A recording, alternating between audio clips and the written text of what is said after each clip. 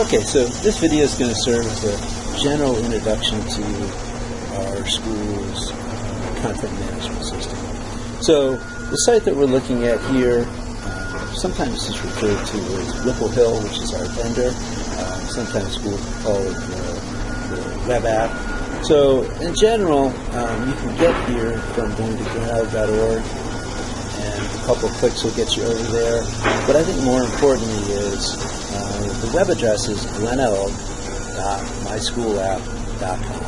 And that's how I would choose to get there. I would save that link and make sure I have easy access to that. So my goal here is just to give you a quick overview of all the things that are up here. There's separate videos for a lot of in-depth things. But this will be a good tour. So it's great for new faculty members just to kind of get used to the system. So the first thing is, we're going to start on this My Day page, schedule and performance. Pretty typical landing page. And let's go ahead to a day where there's actually some classes going on. Okay, here's the first day of school. So this would be where you go take attendance for your advisory in each one of your classes. But so this screen, like every screen, there's lots of different ways to look at it. I'm looking at it with what's called a list view. I'm going to switch over to grid view because some of you, this might be your default view. This is something that I think can be a little bit confusing because you can see here there's two different things that are kind of stacked on top of each other. And that can certainly happen if you share an advisory with somebody or you team teach a class. So I think most of us would agree that the list view is a much better way just to kind of cleanly look at what's going on that day. Let's get into some other things that are on this page here. We have our list of classes, our advisories. We have the ability to enter some infractions for conduct on this page. And again, I guess we can start there. Unfortunately, we'll start with the negative. But if there's a behavioral infraction, this is where I would come to report that. This is not for academic issues. This is mainly for behavioral. So choose this guy here, and you'll see a list of things that could have happened. Now, each one of these infractions is set up to automatically notify the right people. So if it's chewing gum, the student will get an email, the grade dean might get an email, and you'll get an email. But that's not something that the parents really needs to know about on a daily basis. But if you choose skipping class, well, certainly that's a different infraction. That will go to not only the grade dean, the student, but the parent, the advisor, and probably the students also there. So, depending on what you choose, it will get distributed to a set of people. So let's get into our classes a little bit here. So let's go into a particular class, and we'll just kind of run through the sections of it very quickly here. So bulletin board, that's not something I use very often. Typically that's something that we have a syllabus, contact information. Typically we just put stuff there that is general information. You could use it for some news and things like that also, but that's not where class content would go. Topics and assignments. So what's kind of strange at first is that content, which goes under topics, is kept separately from the assignments. So this is going to be topics. This is going to be information you're giving to the students. These are not assignments. This is just maybe handouts, links to articles, general information, videos, things of that nature. And there's a separate video that deals with how to put up topics, how to add content, how to import topics, things like that. We go over to assignments. Right, the most important screen for general day-to-day use. So the goal for us is to make sure that all the assignments that a student has shows up for them in this electronic format. The rules are that the assignment needs to be spoken in class and then posted online by 6 p.m. We don't want to just put an assignment online. There's still a a lot of kids that will have an assignment book. They'll write down their assignments in their assignment book. That's certainly a habit we want to encourage. So please make sure assignments are spoken in class and also reflected here. But you would post the assignments each day by 6 o'clock. And again, there's a separate video of how to post the assignments. But, you can look at them here organized by type of assignment. You can look at them in the calendar format. Calendar here. Monthly view, weekly view. I think you can figure all of that out. So, and there's a variety of reports you can run and different ways to filter what you're looking at from previous assignments to active assignments to ones that are coming up. You can also grade them right from the screen. You can edit them. Probably figure most of that out. So we'll move on to Gradebook. Okay. So the Gradebook, again, there's a separate video dealing with some of the specifics. But what's important about the Gradebook is every time you enter an assignment, it's automatically put into your Gradebook. This is the abbreviation. This is the category. This is the date that it's due, the points. And you can do things where if you want to quickly give everybody 10 points, you can do that, or you can go down the line and just enter grades in this way. Or you can click on the assignment and edit it from there. Okay? Now, once the gradebook is open, you can access any of your class gradebooks from right here. Okay, including old trimesters, there's display options. A lot of these are self-explanatory in terms of that. But that's your gradebook. Let's get back into here. Schedule is not really something I use very often, but I guess that's going to tell you when your classrooms rotate out.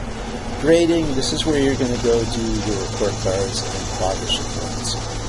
Since we're not in a trimester right now, there's no active grade plans, but this is where you'll find those. We'll deal with that as they come up.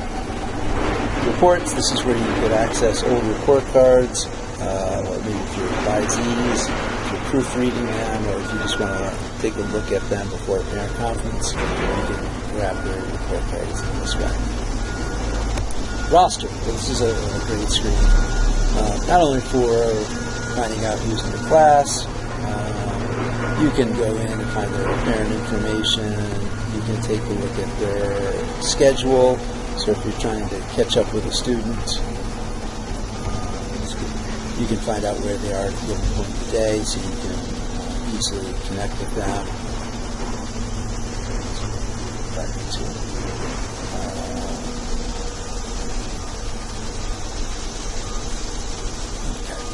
So, but I think the most useful part of this roster screen is this bulk communication. So this is where you can send one email to all the students in the class, all the parents, or both of them. And so when you do that, there's a really important part of this. There is a messaging system that's built into this application. You can see up here messages. But one of the things I think you're conscious of is that's not really a place where we want parents sending us messages, because we don't need another place to go check to see if we have any messages. So typically when you want to send something home, really would encourage you to send via email. Okay? And you'll see what it's going to do here. It's going to give you all the addresses for the kids, and all you have to do is either copy and paste that into an email, or click this button on your laptop and it'll open up your Outlook with those addresses in there. So, and I'm pretty sure comma separated time, it might be semicolon for Outlook, but you can figure that out. So again, send them using email. Don't just use the internal messaging system. It's not really the recommended to that. Okay, so again, if you want to send something to other parents, send via email. It's great. There's all the addresses right there. It's one call, which is really nice. All right. You can also run some reports there and take a look at a lot of information about each child that's in the class. I think that's basically it for these tabs at the top and what's important here. So we'll just kind of move down the line a little bit here. Let's go to groups for a second.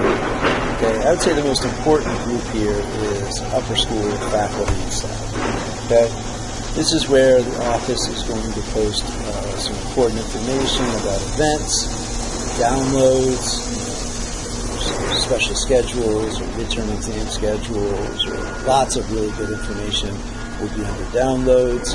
This is someplace that we come very often to this page, and again, that's just under the groups right there. Next tab, resources. Generally, this is links to services and systems that are not included in this right now. So if you want to get to your email, this is one quick way to do that. You can click that. Maybe you're not at your laptop, you're on the road somewhere. Another way to get to your mail remotely is just type in mail.nl.org. It's probably a quick, easy thing too. But you can get to the curriculum mapping right here, library, in-house directory if you need to know an extension for somebody in the business office. That's really helpful. Writing college recommendations right here. And handbook. It's really nice too. You know what it says in the handbook, so you can access those right there. So I'm an upper school faculty member, so I'm seeing these particular links. If you were also a parent, these resources are going to be different. So the resource page is customized depending upon what role you have at the school. You can notice now I have help information now.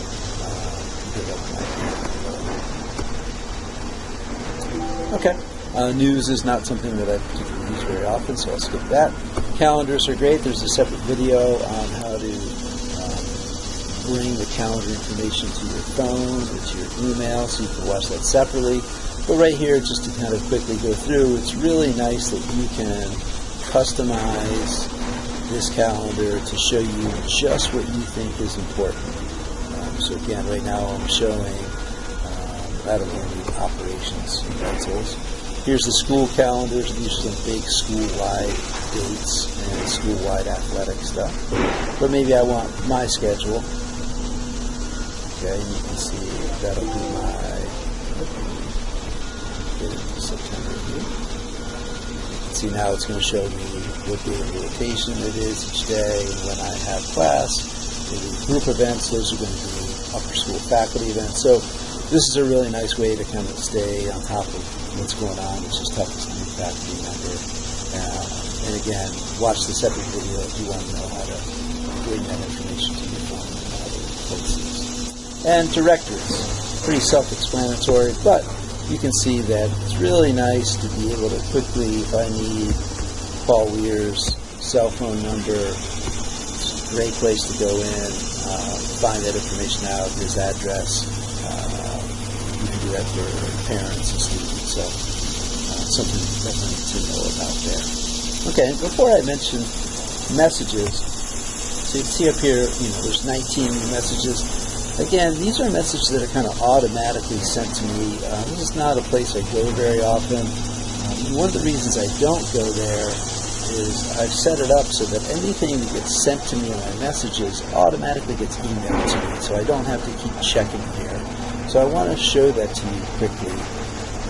So if I look at my settings and I look at notifications, this is really important.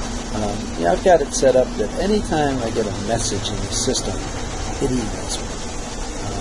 Anytime that maybe a game has been changed, well, I want an email, but also I want a text message. And maybe I'm on the way to the game and find out that it's rained out. So I would encourage you to spend a few minutes here and set up your notifications the way that you want. It's really, really helpful and helps you stay on top of what's going on.